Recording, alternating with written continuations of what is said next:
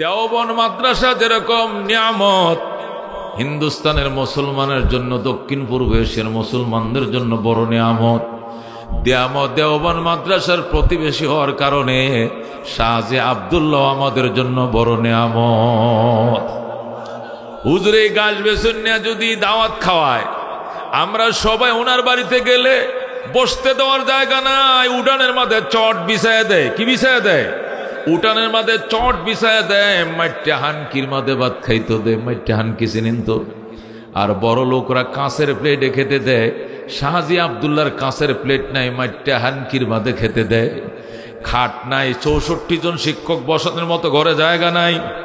ওই যে আগের দিনে যে মেজবান হয়তো উডানে সড়ে বয়, মনে আসেনি? দেওবন্দ মাদ্রাসার শাইখুল হাদিস মুহাদ্দিসরা পর্যন্ত মাটিতে চটে বৈশা খাইতো। যদি হানকি শট পড়তো, কলা পাতার মধ্যে দিত, তারা বৈশা খাইতো। আল্লাহু আকবার। তারপরেও তারা পাগল কেন? তারা বলতো শাহজির দাওয়াত একদিন খাইলে 40 দিন কোনো দিন তাহাজ্জুদ মিস হয় না। শাহজি আব্দুল্লাহ দাওয়াত একদিন খাইলে 40 দিন তাহাজ্জুদ মিস হয় না।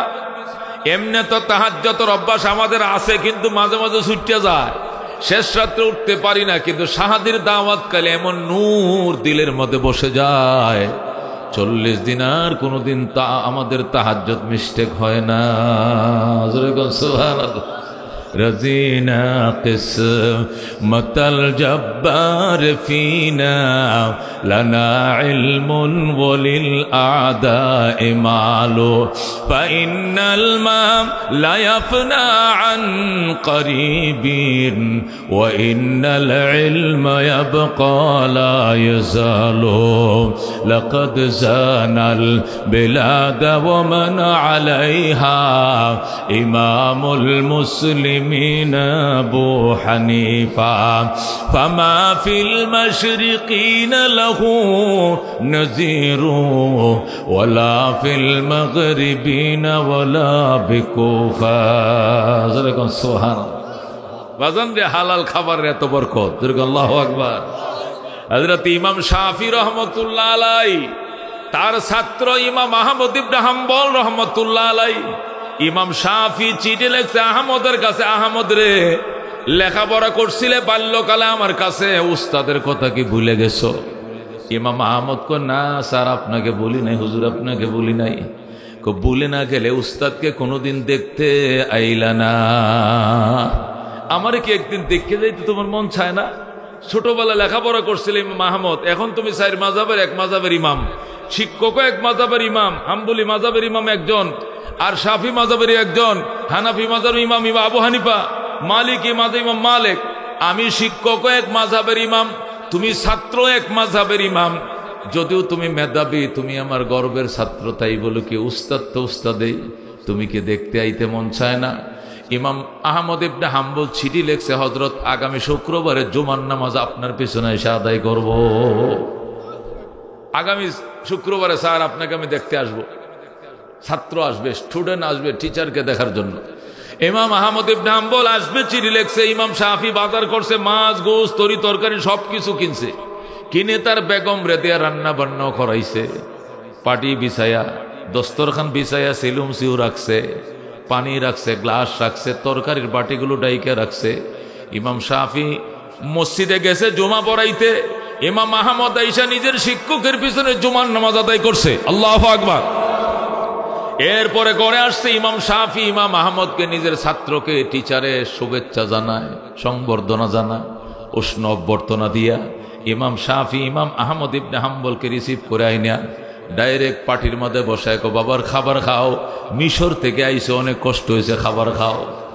ইমাম আহমদ ইবনে হাম্বল কো, হযরত আপনিও খান। কো, তুমি আইতে দেরি হইতেছে, এই জন্য আমি জুমার আগেই বুড়া মানুষ এক মুঠ খায়া ফেলাইছি, আমি এখন খাবো না, তুমি খাও।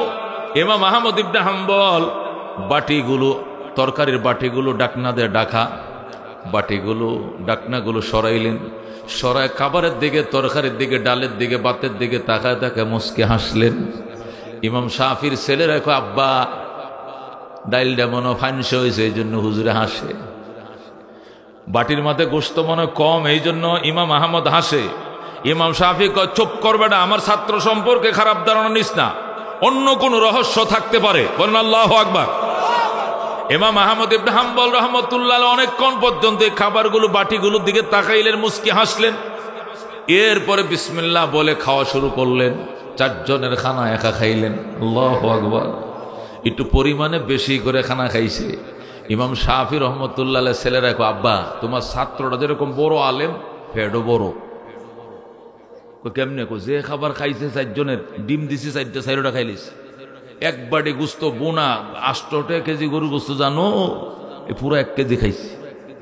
ঘটনা কি? ইমাম শাফি কয়, বেটা মেহমানদের জন্য আয়োজন করলে মেহমান খাইলেই তো আনন্দ, কতক্ষণ ঠিক কিনা? মেহমানদের জন্য রান্না বান্না করলে তো মেহমানরা না খায়, তাহলে বাড়িওয়ালা কষ্ট পায়। হুজুর আমনের লেগে মুরগি জব করলাম, আমনে খান না। আমনের লেগে গুস্ত আনলাম, আমনে খান না। আমনের লেগে গাহেই সিয়ের থেকে যে পাকুড়ি বাজারতে 1 নম্বর দই আনছি 500 টাকা, আমনে খাইবেন না, তা আনছি কার লেগে খান, না খাইলে কষ্ট পায়, কতক্ষণ ঠিক কিনা? ইমাম শাফি কো, চুপ করো, মেহমান খাইলেই তো বালা, খাক, বেশি করে খাক, এতেই আমি খুশি। যেরকম আল্লাহু আকবার। ইমাম আহমদ ইবনে হাম্বল বেশি করে খাইছে। খাওয়ার পরে ইমাম শাফি বলতেছে, আমার ছাত্র তার টিচারকে দেখতে আসছে, আমার বিছানায় আহমদ রাত্রে ঘুমাবে, আমি অন্য ঘরে ঘুমাবো। ইমাম আহমদ ইবনে হাম্বল উস্তাদের বিছানায় ইমাম শাফির বিছানায় শুইছে, আর ইমাম শাফি যে অন্য ঘরে, অন্য কাছারি ঘরে ঘুমাইছে। ইমাম শাফি বলছে, আমার আহমদের জন্য বদনা ভরা পানি রাইখো, বালতি ভরে পানি রাইখো, ডিলেগুলো রাইখো, টয়লেটটা দেখায় দিও, রাত্রেবেলায় বাথরুম করলে যাতে চিনতে অসুবিধা না হয়, সবকিছু দেখায় দিও। ইমাম শাফির ছেলেরা খাদেমরা সবকিছু দেখাইয়া ডিলাগুলো, পানি টানি, বালতি মগ সব ঠিকঠাক করে ঘুমাইছে।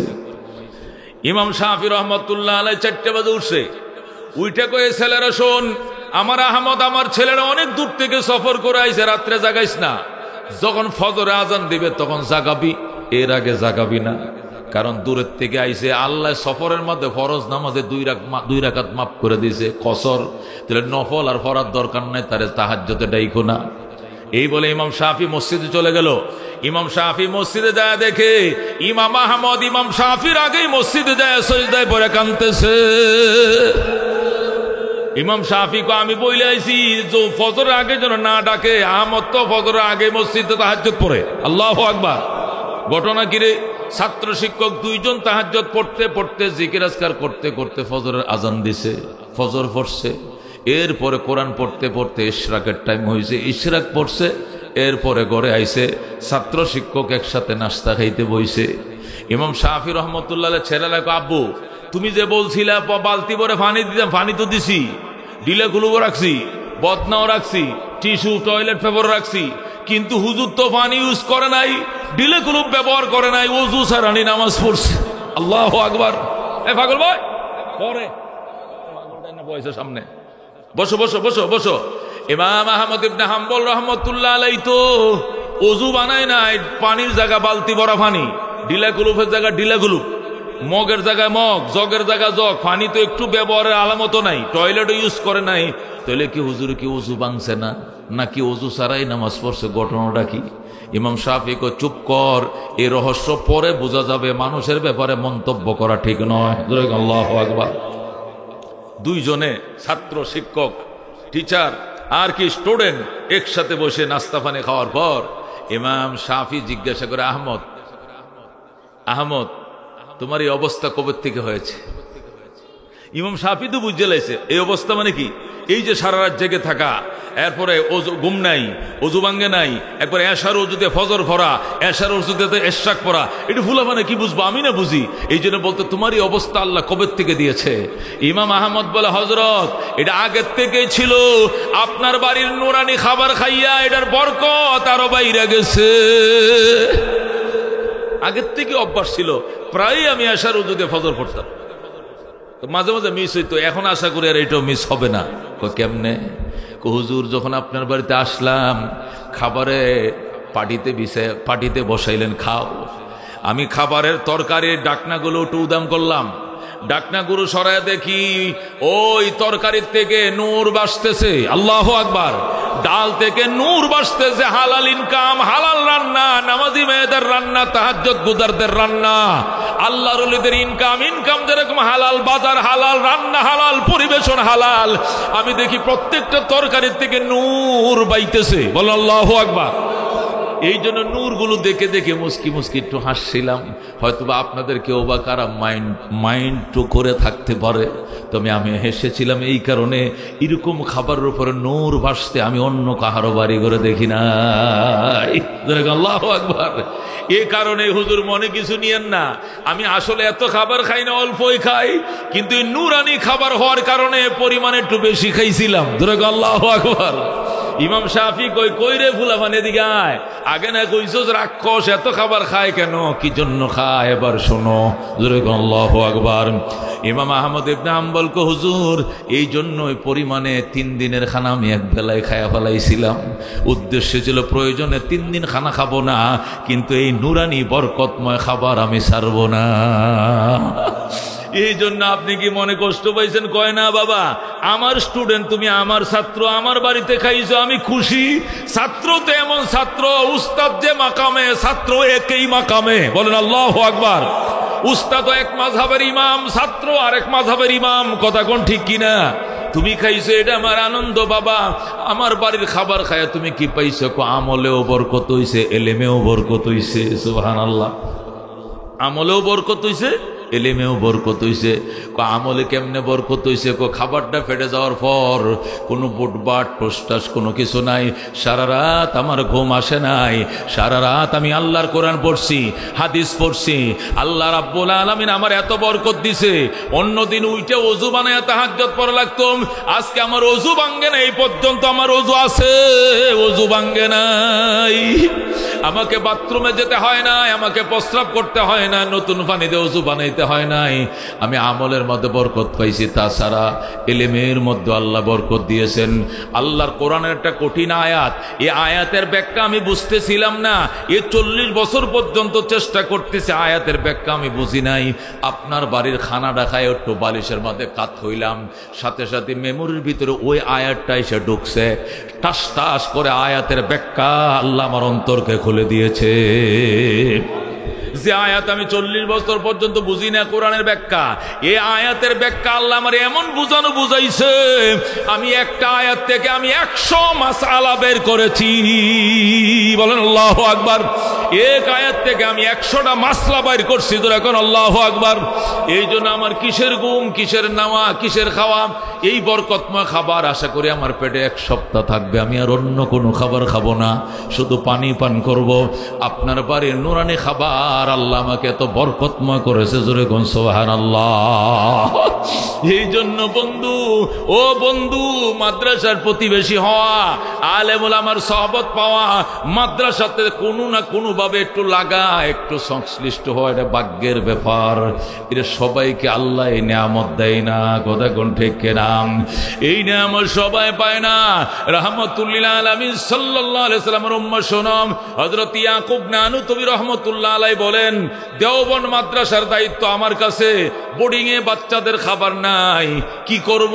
গামছা একটা গাও দিয়া, লাল গামছা লইয়া কুলি সাজ্জা আমি গেছি সাহারানপুর রেল স্টেশনের মধ্যে, যায় কুলির মালটানি ট্রেন থেকে খাসি নামে, এটা আবার ব্যানের মধ্যে উঠাইয়া দেয়, ঘোড়ার গায়ে উঠাইয়া দেয়, মহিষের গাড়িতে উঠাইয়া দেয়, এতে করে আমার 2 আনা 8 আনা দেয়।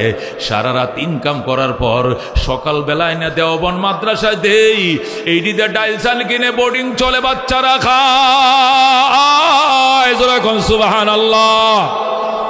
হযরত ইয়াকুব নানুতুবি রাহমাতুল্লাহ আলাইহি বলেন, আরেকদিন ট্রেন থেকে একজন বড় লোক খ্রিস্টান নামছে, বড় লাগেজ পেডি নিয়ে নামছে, ব্রিটিশ চলতেছে তখন, ওই ব্রিটিশিয়ার ওয়াজে আসছে, আইসা ট্রেনে উঠছে, ট্রেন থেকে যখন সাহারানপুর নামছে, আমি তো কুলির বেশে রাতভর কাজ করি, কেউ যেন বুঝতে না পারে, আমি গামছা দিয়ে মাথাটা ঢাইকে রাখি, লাল গামছা দিয়া, কুলিদের পোশাক লাল গামছা, এটাই পরি। হঠাৎ করে দেখি খ্রিস্টান একজন বড় লোক নামছে, বড় পেডি নিয়া, আমারে কয় যাইবানি? আমি বলো যাব। কোন দিকে? অমুক জায়গায় রওনা করছি, পেডি মাথায় নিয়াম, 2 জনে আমার মাথায় উঠায় দিছে পেডি।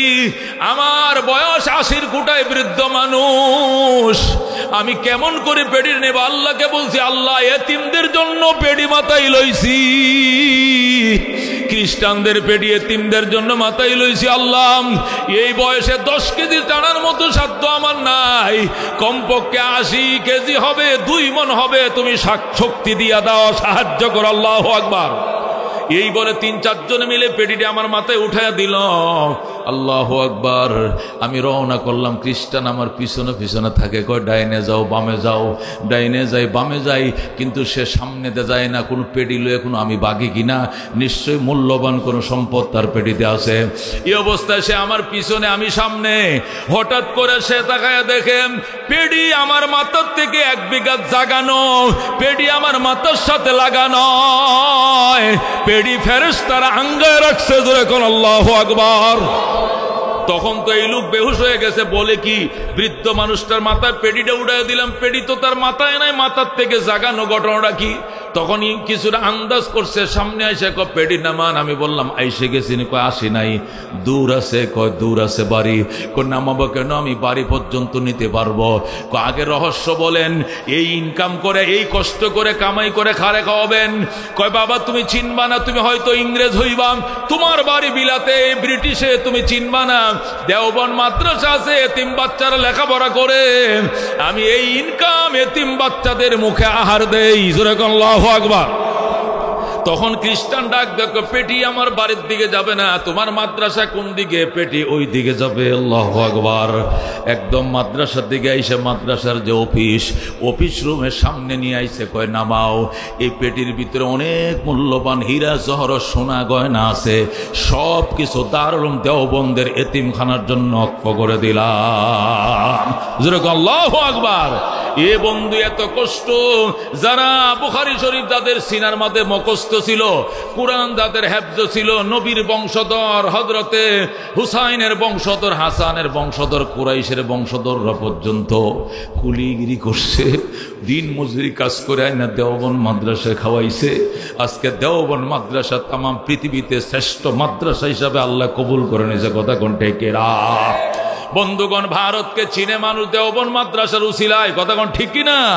ও বন্ধু, ভারতকে চিনে মানুষ দেওবন্দ মাদ্রাসার উসিলায়। আল্লাহ রাব্বুল আলামিন এই মাদ্রাসা ওই দেশের মধ্যে প্রতিষ্ঠা করেছেন।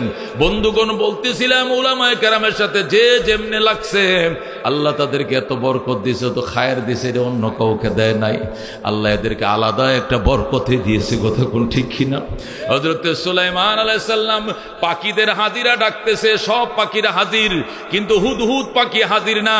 সুলাইমান বললেন, হুদহুদ পাখি তুই কই গেলি? আসবি, আসার পরে তোর সুষ্ঠু বিচার হবে, হয়তো তোর হত্যা করব, নয়তো তোর কঠিন শাস্তি দিব, নাইলে জবে করব। কেন? আসসালামু আলাইকুম স্যার, আমি আইছি। তুমি হাজিরা ডাকার টাইমে ঘর হাজিরা ছিলা কেন? ছিল না কেন? আমার মাথা ঘুরে গেছে, এই জন্য দেরি হয়েছে আইতে। কি ঘুরে গেছে? আমাকে তত্ত্ব মন্ত্রণার দায়িত্ব দিয়েছেন, আমি খনিজ সম্পদ খুঁজি, পানি খুঁজি। আমি সেই জর্ডানের আম্মান থেকে পানি খুঁজতে খুঁজতে ইয়েমেনের সাবায় চলে যাই। বলুন আল্লাহু আকবার। কোথায়? জর্ডানের আম্মান। সুলাইমান আলাইহিস সালামের রাজধানী ছিল জর্ডানের আম্মান। জর্ডান নামক রাষ্ট্র এখনো আছে। আম্মান ছিল সুলাইমানের রাজধানী। আর আমি চলে গেছি ইয়েমেনের সাবা এলাকায়। সুলাইমান কই, হিয়ানে গেছো কি জন্য? পানির সন্ধান করতে করতে গেছি। ভালো কথা, চলে আসবা, জানো রাত্রে হাজিরা হবে, তুমি আসতে দেরি করছো কেন? এখানে যে একটা ঘটনা দেখে আমার চোখ কপালে উঠে গেছে। কি ঘটনা দেখছো? যায় দেখি একটা নারী, নাম তার বিলকিস। সে সুলাইমানকে বাদশাও মানে না, আল্লাহকে রব মানে না, নিজেকেই রানী মনে করে, আর সূর্যকে দেবতা মনে করে পূজা করে। যেরকম নাউজুবিল্লাহ। হযরত সুলাইমান আলাইহিস সালাম ডাক দিয়া কয়, এত বড় সাহস! আমার রাজ্যে সূর্য উঠে, আমার রাজ্যে সূর্য ডুবে, এটাই তো আমি জানি। এই দুনিয়াতে আরো কোনো রাজা আছে, এটা তো আমার জানা ছিল না। চিঠি লিখবো, কলম দে, খাতা দে। সুলাইমান সাথে সাথে চিঠি লিখছে, কলম দে, দিছে, লিখছে ইন্নাহু মিন সুলাইমান ওয়া ইন্নাহু বিসমিল্লাহির রহমানির রহিম, আল্লাহ তাআলু আলাইয়া ওয়া আতুনি মুসলিমিন। আল্লাহু আকবার। সুলাইমান চিঠি লেখছে, ইন্নাহু মিন সুলাইমান, পত্র লেখছি আমি দাউদ নবীর ছেলে সুলাইমান। ওয়া ইন্নাহু বিসমিল্লাহির রহমানির রহিম, পরম করুণাময় দয়ালু আল্লাহর নামে চিঠি লেখা আরম্ভ করিলাম। আল্লাহ তাআলা আলাইয়া ওয়া তুনি মুসলিমিন, অহংকার দেখাইবে না মহিলা, এ বিলকিস অহংকার দেখাইবি না, নিজেকে রানী বলবি না, ওয়া তুনি মুসলিমিন, সিলিন্ডার করে সুলাইমানের পায়ের সামনে হাজির হয়ে যাও। ওয়া তুনি মুসলিমিন, সিলিন্ডার করে সুলাইমানের দরবার হাজির হও। হযরত সুলাইমান আলাইহিস সালাম এই চিঠিটা লেখা শীর্ষে কাগজটা ছিঁড়ে ইনভেলপের ভিতরে ঢুকাইয়া এরপরে গাম দিয়ে আটকায়া এবার হুদহুদ পাখিরে দিছে, বিলকিসের সিংহাসনে রেখে আসো। হুদহুদ পাখি কাগজটা ঠোঁটে করে নিয়ে কোরআন শরীফ সূরা নামল 20 পারায় আছে ঘটনা, কোরআন থেকে বলছি। হযরত সুলাইমান আলাইহিস সালামের পত্র হুদহুদ পাখি টুটে কামড় দিয়া একদম চলে গেছে ইয়েমেনের সাবায়, যায় রানী বিলকিস 3 বাহিনী নিয়ে মিটিং করতেছে, সিংহাসনের টেবিলের উপরে পত্র লেখিয়া উড়াল দিছে পাখি, হুদহুদ উড়াল দিয়ে চলে আসছে। রানী বিলকিস চিঠি পড়তেছে, ইন্নাহু মিন সুলাইমান ওয়া ইন্নাহু বিসমিল্লাহির রহমানির রহিম আল্লাহ তাআলা আলাইয়া ওয়া তুনি মুসলিমিন। এই পত্র সুলাইমানের পক্ষ থেকে, পরম করুণাময় দয়ালু আল্লাহর নামে আরম্ভ করিলাম। আল্লাহ তাআলা আলাইয়া, অহমিকা দেখাইবা না নারী, ওয়া তুনি মুসলিমিন, সিলিন্ডার করে দরবারে হাজির হয়ে যাও। এখানে এই রাজ্যে দ্বিতীয় কোনো রাজা রানী নাই, একটাই রাজা, সে হলো সুলাইমান। ধরে আল্লাহু আকবার। চিঠি পাওয়া মাত্রই রানী বিলকিস 3 বাহিনী নিয়ে প্রধানকে নিয়ে মিটিং করে, দেখো এই যে চিঠি দিছে, চিঠির ভাষা তো অত্যন্ত গরম, সিলিন্ডার করতে বলো, সিলিন্ডার করব নাকি তোমরা যুদ্ধ করবা? 3 বাহিনীকে ম্যাডাম বেতন দেন, প্রশিক্ষণ দিছেন, বেতন খায়, বোনাস খায়, অস্ত্র কিনছেন, সুকেসে উড়ায় রাখার জন্য না যুদ্ধ করব। নাহনু উলু কুওয়া, আমরা শক্তিশালী, আমরা সমরবিদ, আমরা যুদ্ধ বুঝি, যুদ্ধের সরঞ্জাম আছে এবং শক্তি আছে, প্রশিক্ষণ আছে, সিলিন্ডার করব না, আপনি যায়েন না, আমরা সুলাইমানের বাহিনীর বিরুদ্ধে যুদ্ধ করব। হযরত সুলাইমান যুদ্ধ করবে, পারবে? কতক্ষণ পারবে? রানী বিলকিস ডাক দেখো, চুপ কর, পানিতে বসবাস করবা আর কুমিরের সাথে ঝগড়া করবা, জীবনেও পারবা না, গিল্লা লাইব। কতক্ষণ ঠিক কিনা? পানিতে বসবাস করলে যেরকম কুমিরের সাথে পারা যায় না, দুনিয়াতে বাস করবা সুলাইমানের সাথে পারতা না। উনি একদিক দিয়ে বাদশা, আরেক দিক দিয়ে নবী, আরেক দিক দিয়ে নবীর ঘরের নবী। সুবহানাল্লাহ। উনার বাবাও নবী, দাউদ নবী, উনি নিজেও নবী, আবার উনি বাদশা, উনি আবার তামাম দুনিয়ার বাদশা। 4 জন তামাম দুনিয়ার বাদশা ছিল, 2 জন কাফের, 2 জন মুসলমান। কথা কোন ঠিক কিনা?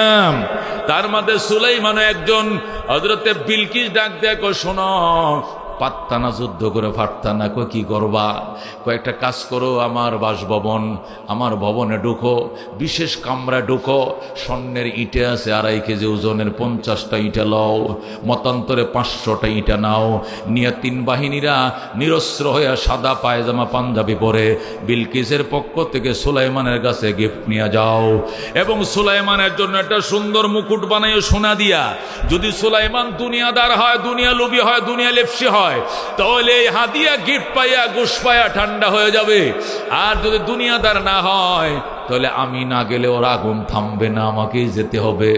3 বাহিনীর প্রধান রওনা করছে, স্বর্ণের ইটে নিয়ে যাচ্ছে, আবার মিষ্টিও নিয়ে যাচ্ছে, কার্টনের পর কার্টন।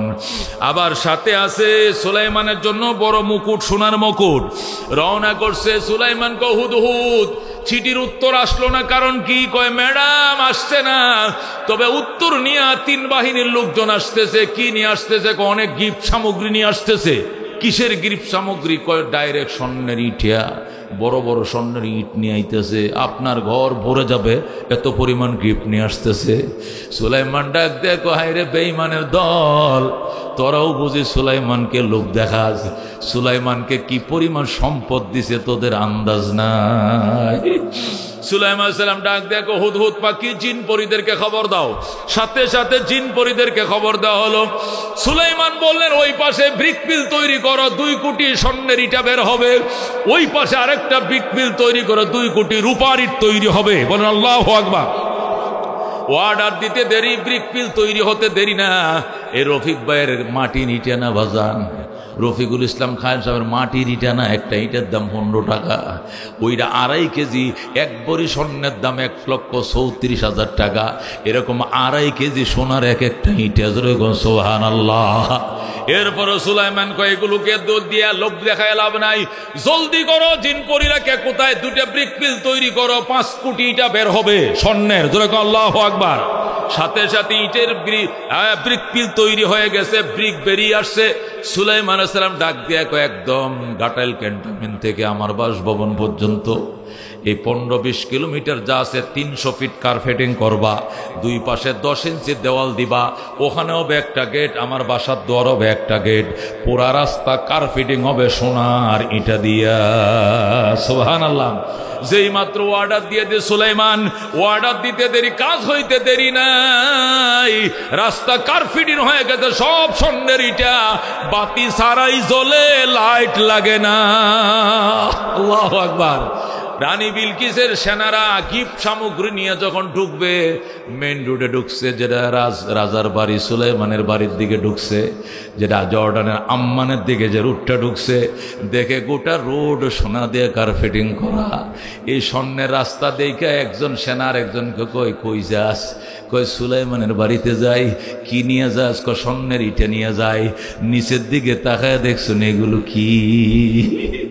যে লোকে লক্ষ লক্ষ স্বর্ণের ইটা দেয়া রুট বানাইতে পারে, কার্পেটিং করতে পারে, ওর বাড়িতে 50টা ইটা নিয়ে যাওয়া এটা ফকিরের ভিক্ষাও হবে না।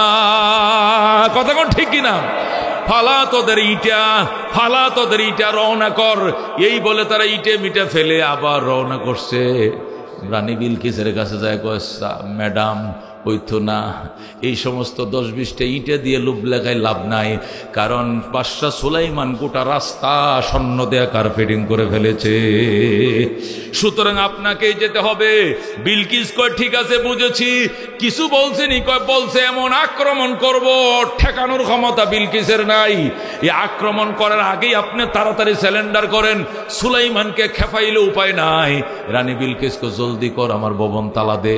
7 তালা ভবনটা সুন্দর করে তালা দিয়া সাবিগুলো উড়নার কোনায় বাঁধছে, বান্দিয়া বিলকিস 3 বাহিনী নিয়ে রওনা করছেন। সুলাইমানকে হুদহুদ খবর কি? বিলকিস আসতেছেনি? আসতেছে স্যার। কতটুক আসছে? আরো ঘন্টা খানিক লাগবে। সুলাইমান ডাক দিয়া কয় তেলেসমাত দেখাও। একটা তো দেখাইছো গোটা রাস্তা স্বর্ণ দিয়া কার্পেটিং, 2 নম্বর তেলেসমার সামনে যে ফুসকুনি আছে এটা কাঁচ দিয়া ব্রিজ বানাও, যেরকম আল্লাহু আকবার। সামনে যে লেক আছে, লেক, এই পুরা লেকটা গ্লাস দিয়া ব্রিজ তৈরি করো, এবং গ্লাসটা পানির সাথে ছুঁই ছুঁই করে ফিটিং করবা, যাতে দূরের থেকে এটা ব্রিজ না পানি বোঝা যেন না যায়। পানির কালার, গ্লাসের কালার, কাঁচের কালার তো একই কালার, কাঁচ দিয়ে ব্রিজ তৈরি করবা। আমি দেখব বিলকিসের জ্ঞান আছে না নাই। তাছাড়া আমি বিলকিসকে বিয়ার প্রস্তাব দিয়েছিলাম, অনেকে কাটনি গাইছিল, কুটকি গাইছিল, যে বিলকিসের নাকি পায়ের মধ্যে অনেক পশম, পশম আছে কিনা এটাও পরীক্ষা হবে। যখন দেখবে সামনে পানি, আর পানি দিয়ে পার হইয়া ভবনে আসতে হবে, ওই সময় ধীরে ধীরে কাপড় উপরের দিকে উঠাইবে। যখন উঠাইবে তখন দেখবো পায়ের গোড়ায় পশম আছে না নাই। ওকে তো অন্যান্য পরীরা বলছে এটা পরীর মেয়ে, আর পরীদের গায়ের মধ্যে পুরুষের মতো পশম থাকে, কিন্তু মানুষের, মানবের মেয়েদের গায়ে তো কি থাকে না? পশম থাকে না। দাড়ি নাই, মুছ নাই, পশম নাই। পশম থাকলে কি মেয়েদের সাথে পুরুষরা সংসার করতে পারবে? জীবনে করতে পারবে না। এই জন্য বিলকিসের আসলে পশম আছে নাকি কাটকি গাইছে, বিয়ে যেন না হয় আমার সঙ্গে, এটা পরীক্ষা করার জন্য গ্লাসের ব্রিজ তৈরি করো। অর্ডার দিতে দেরি, ব্রিজ তৈরি হতে দেরি হয় নাই। 2 তেলেসমাত রেডি। 3 নম্বর তেলেসমাত হলো। বিলকিস যে সিংহাসন তালা মেরে রাইখে আসছে, বিলকিস আমার বাসভবনে আসার আগেই বিলকিসের বাসভবনটা আমার বাসভবনের সামনে হাজির করতে পারবা কে? কে পারবা? রানী বিলকিসের বাসভবন আমার বাসভবনের সামনে, বিলকিস এখানে আসার পূর্বেই এখানে হাজির করতে হবে। কে পারবা? ডাইনে বইছে ইনসান, বামে জিন। জিনেরে কো আমরা পারবো। সুলাইমানকে বুঝে বুঝে কইছি পারবো। কে পারবা? ক্বালা ইফরিতুম মিনাল জিন্নে। জিনের মধ্যে শক্তিশালী একটা জিন, তার নাম ছিল ইফরিত।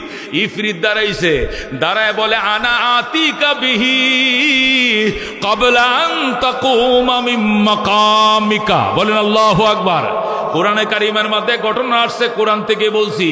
হযরতে সুলাইমান আলাইহিস সালামের সামনে ইফরিত নামক জিন, তার বয়স হলো 2500 বছর। কয় হাজার?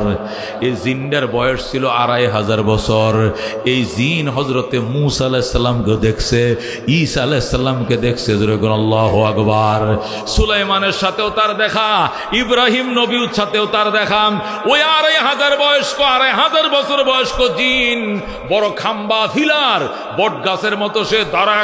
আনাতিকা বেহে ক্বাবলা আন তাকুমা মিন মাকামিকা বাদশা সুলাইমান, তোমার সামনে বিলকিসের সিংহাসন হাজির করব, তুমি তোমার সিংহাসন থেকে দাঁড়ানোর পূর্বেই। বলেন আল্লাহু আকবার। তুমি এই মিটিংয়ে কতক্ষণ সময় দেবা? সুলাইমান কয় 20 মিনিট। এবার জিন কয় 20 মিনিট লাগবে না, 15 মিনিটের ভিতরেই সিংহাসন হাজির করে দেব।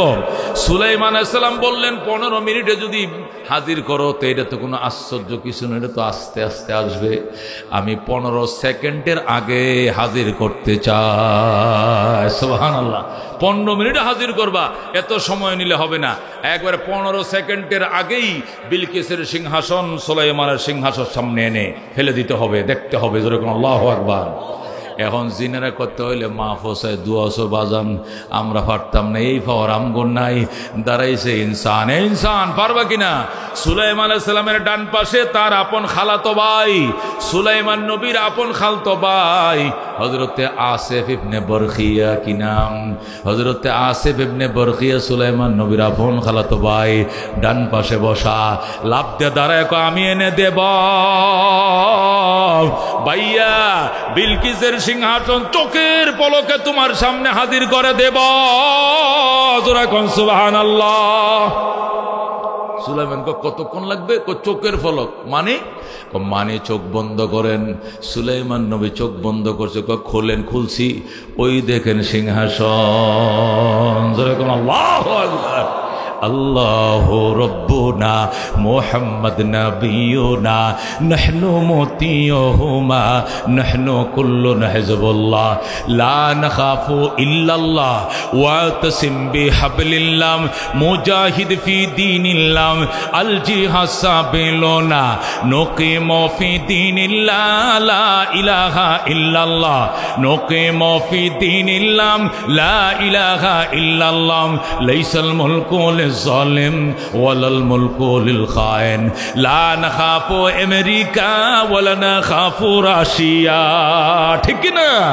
لا نخاف রাশিয়া ولا نخاف امريكا اعلى الدين قصدنا الله ربنا محمد نبينا نحن مطيعهما نحن كلنا حزب الله لا نخاف الا الله واعتصم بحبل মুজাহিদ ফি দীনিল্লাহ আল জিহাদ সাবিলুনা নাহনু কুল্লুন যুল ইসলাম কানুনুহু আল কোরআন। ঠিক না? নাহনু কুল্লুন যুল ইসলাম কানুনুহু আল কোরআন। قال الله في القرآن الملك للرحمن الملك للرحمن نقيم في دين الله لا إله إلا الله نقيم في دين الله لا إله إلا الله ليس الملك للظالم ولا الملك للخائن لا نخاف إسرائيل ولا نخاف إنديا। ঠিক না? لا نخاف إنديا ولا نخاف إسرائيل على الدين قصدنا الله ربنا محمد نبينا نحن مطيعهما نحن كلنا حزب الله لا نخاف إلا الله واعتصم بحبل الله مجاهد في دين الله الجهاد سابلنا الجهاد سابلنا زرقون مرحبا। বন্ধুগণ বলতেছিলাম ইলমের পাওয়ার। আল্লাহ বলেন قال الذي عنده علم من الكتاب انا اتيك به قبل ان يرتد عليك طرفك। হযরত সুলাইমান আলাইহিস সালামের আপন খালতো ভাই, উনি আলেম ছিলেন। কি ছিলেন? আল্লাহ তার কথাই কোরআনের মধ্যে বলেন, ক্বাল আল্লাযী ইনদাহু ইলমুম মিনাল কিতাব। ওই লোকটা দাঁড়াইয়া সুলাইমানের সামনে সাক্ষাৎকার দেয় আর বলে, যার কাছে কিতাবের ইলম ছিল তিনি তাওরাতের হাফেজ ছিলেন, ইনজিলের হাফেজ ছিলেন। যেরকম আল্লাহু আকবার। যিনি তাওরাতের হাফেজ ছিলেন ওই আহলে ইলম আলেম লোকটা দাঁড়ায় বলে, কিসের 15 মিনিট, কিসের 20 মিনিট, চোখের পাতা বাড়ি দেওয়ার আগেই বিলকিসের সিংহাসন এখানে হাজির হয়ে যাবে। বলেন আল্লাহু আকবার। এটাকে বলা এলেমের বরকত, এটা এলেমের পাওয়ার। মামুনুল হক কথা কয় কেমনে বাজান, এটা এলেমের জাহাজ, এই জন্য, ঠিক কিনা? ফয়জুল করিম কথা কয় কেউ হিসাব করে কয় না, হিসাব শর্ম নাই, কারণ এলেমের জাহাজ। এলেমে এটা আগুনের টুকরা, এটা বোমা, এটা অ্যাটেম, এটা হুড়িয়া যায়, ছাই করে ফেলায়, কারো স্যালেন্ডার করে না। কথা কয় ঠিক কিনা? ইমামুল হক আগে আইলে 10,000 লোক হইলে এখন আইব 10 লাখ। কথা ঠিক কিনা? ফয়জুল করিম আগে আইলে 10,000, এখন 30 লাখ। কথা ঠিক কিনা? ইজ্জত কমছে না বাড়ছে? বাড়ছে। কারণ এলেমের বরকতে এলেম আল্লাহ এর সম্মানের জিনিস বানাইছে। ময়দানে মাশরে আল্লাহ বলবেন, জান্নাতীরা কি চাও? জান্নাতীরা বলবে, আর কিছু চাই না, যা চাইছি সব পাইছি। যেরকম আল্লাহু আকবার। আল্লাহ বলবেন, আরো কোনো চাওয়া পাওয়ার আছে কিনা বলো। জান্নাতীরা বলবে, আর চাওয়া পাওয়ার কিছু নাই। আল্লাহ বলবেন, আছে, দেখো মনে পড়ে কিনা। জান্নাতীরা বলতে পারবে না। নবী বলবেন, আল্লাহ আমার আলেমদেরকে বলেন, শিখায়া দেখ তারা কি চাইবে। তখন আল্লাহ বলবেন, উলামায়ে কেরাম দাঁড়াও। তখন উলামায়ে কেরাম দাঁড়ায় বলবে, ও জান্নাতবাসী, তোমরা আল্লাহকে বলো, আল্লাহ আমরা আর কিছু চাই না, আমরা আপনার দিদার চাই, দিদার চাই, দিদার চাই। আল্লাহু আকবার। আপনার দিদার চাই, আপনি আমাদেরকে দেখা দেন। তখন আল্লাহ রাব্বুল আলামিন, জান্নাতবাসী এতক্ষণ সঠিক কথাটাই বলছো, তোমাদের দিদার দেব। আল্লাহ রাব্বুল আলামিন 70,000 নূরের পর্দার ভিতর থেকে বলবেন, কোন পর্দা সরে যাও।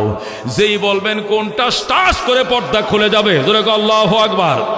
এরপরে জান্নাতীরা আল্লাহর কুদরতি চেহারা মাথা থেকে পাও পর্যন্ত দেখবে, দেখে সিজদায় পড়ে যাবে। জান্নাত ও দুজখ से या रब क्या करो, जन्नत ও দুজখ से या रब क्या करो, आरज़ू है मैं तुझे देखा करो। होरो गिल्मा जितने नियामत है तो सबसे बढ़कर नियामत दीदार तुझको मरहबा।